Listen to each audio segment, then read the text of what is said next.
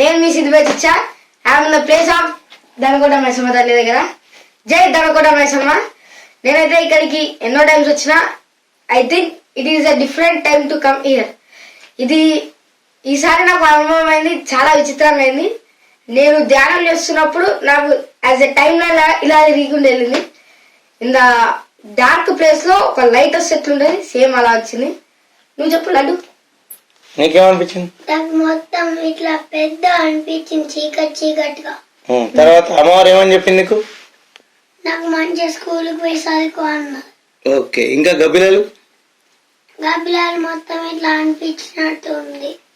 Okay, ఇప్పుడు ఇంకా శివ నీకు టెంపుల్ ఫస్ట్ నువ్వు చాలాసార్లు విజిట్ చేసినావుగా, నీకు టెంపుల్ ఏం వేరియేషన్ కనిపించింది?